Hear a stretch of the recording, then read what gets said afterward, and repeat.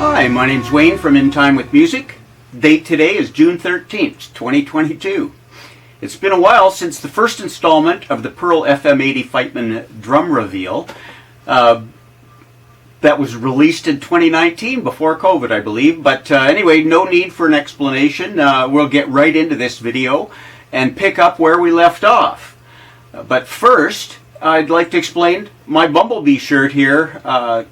I'm wearing this shirt today because on April the 18th this year, 2022, our good friend Jerry Doucette passed away. And on behalf of the Ninja Stage crew, I'd just like to say how sorrowful we all are. Jerry was an amazing man, and of course, I think you would know him if you heard a bar.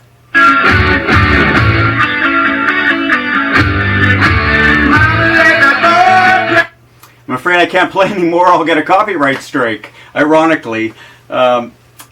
Anyway, our crew, not myself specifically, but our crew worked with Jerry from the very beginning when that song was recorded at Mushroom Recording Studios in Vancouver, British Columbia. Hence the shirt here on the back. You can see, you can tell that between, if you compare the hair on this video and the last video on the FIGHTMAN, you can tell how long it's been. But anyway, that's Jerry's shirt right there, the original shirt from 1979, belonged to his stage manager, Terry.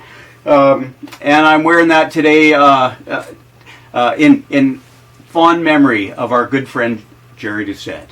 Thanks for watching this video. We'll get right into the FIGHTMAN history. We're going to pick it up where we left off, as I said, but today's video is going to be on the electronics mostly.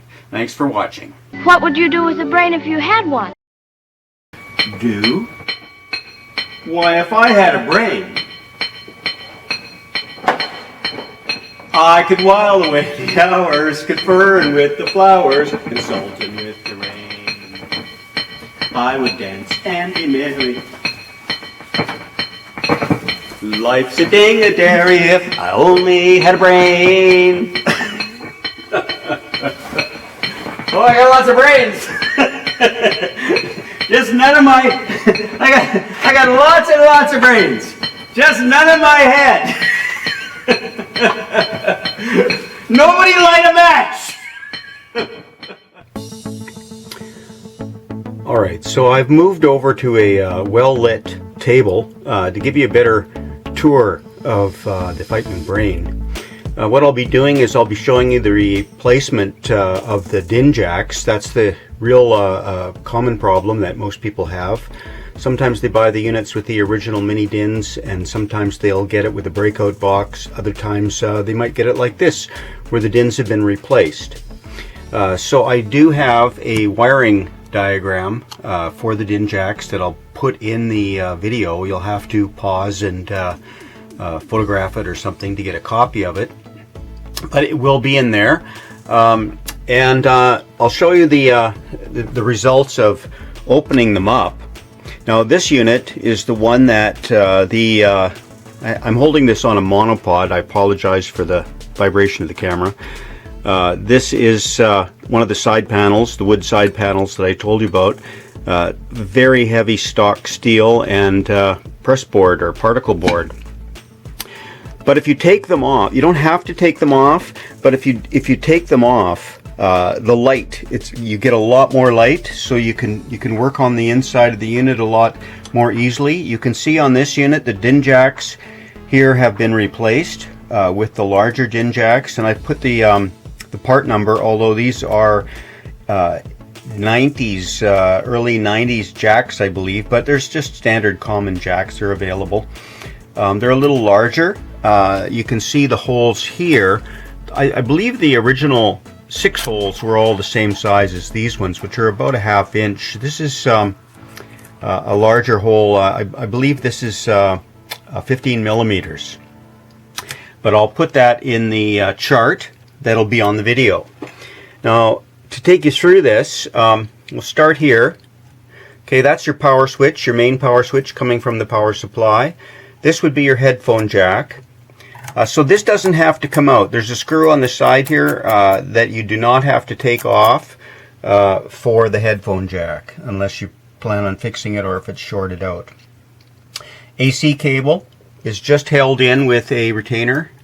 So if your AC cable is crooked, you can easily straighten that out. And this left-hand side here would be your master volume and metronome and auxiliary input volume control, line in volume control. And then you start with the drums. 1, 2, 3, whoops, sorry, the camera there. 1, 2, 3, 4, 5 drums. So you have 4 pots underneath the circuit board here.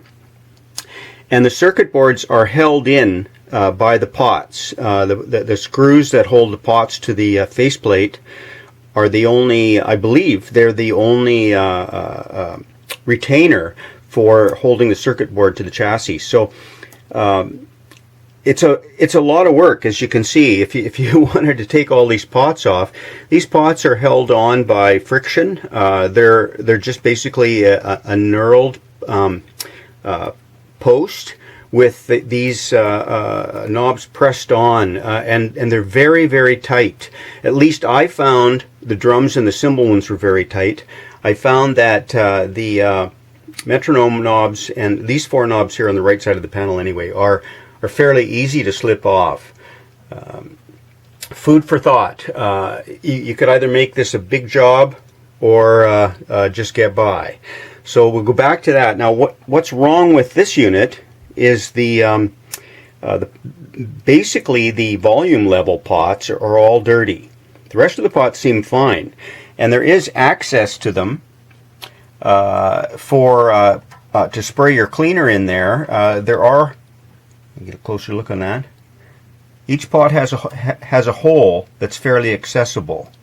Even the ones under the mixing buses here, these ones in here, can be accessed with the spray cleaner. So I didn't see any necessity in removing these mixing buses because they're clamped on, and every time you remove one of these, you're at risk of having a short. And I did find some shorts in this one, so I did remove, which is actually kind of a good thing. I'll show you this. I removed the panel that has the line in, auxiliary line in. But before I show you that, I'll just get this out of the way. These are the original mini DINs that come on the Pearl FIGHTMANs. And this is a piece of this circuit board. This was all one piece at the beginning. This isn't the actual piece that came off of this. But in order to replace the DIN, these DINs, we cut this board out and drilled the holes a little bit larger. And as I said, this wiring, this color-coded wiring diagram will be included in this video. So this piece here, as you can see, has some wires off of it, and they need to be soldered. So these again are the this would be the line outputs, left and right line outs, and auxiliary or left and right line in. But you don't have to remove this if you don't have a repair like this one. As far as the cymbals go, so what we're looking at is sorry, is this unit upside down and reversed. So hi-hat, crash, ride, snare, bass, high tom, low tom, floor tom, master volume, metronome. There's not much to it. Now this unit here, all I did with this one was to show you how it would appear if you just took the bottom off. You know, if you just want to clean the pots, that's all you really need to do. You can see that you have access. I'll try to show you try to light up the whole thing here. You don't have to really pull off those mixing bus boards just to get access to clean the pots.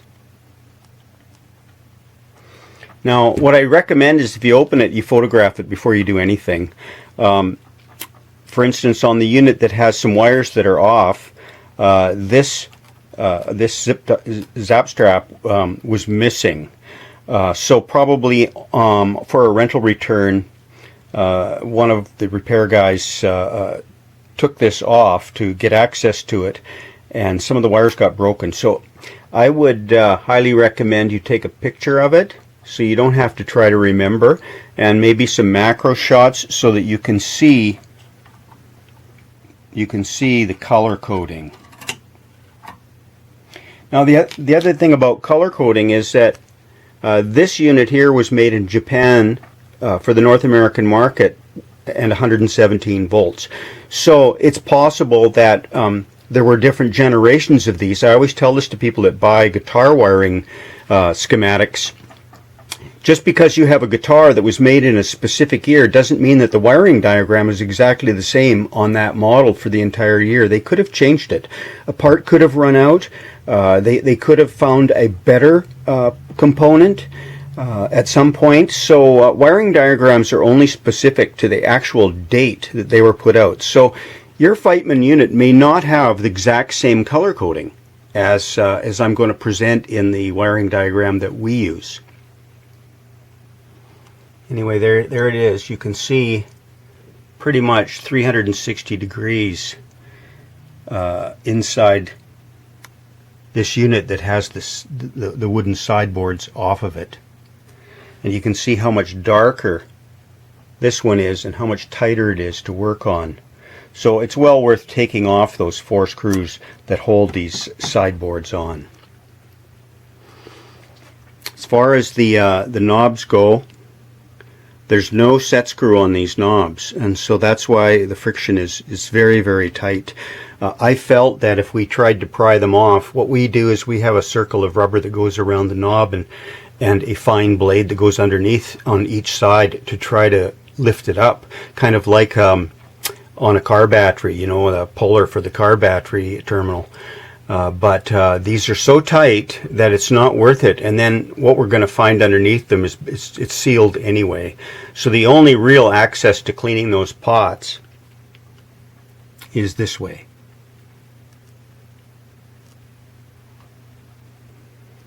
Once again, I'm not an electronics technician, so there's probably lots of tricks of the trade out there that you guys might know. But this just gives you a visual to see what you might be up against if you were thinking of buying one of these or repairing one of them.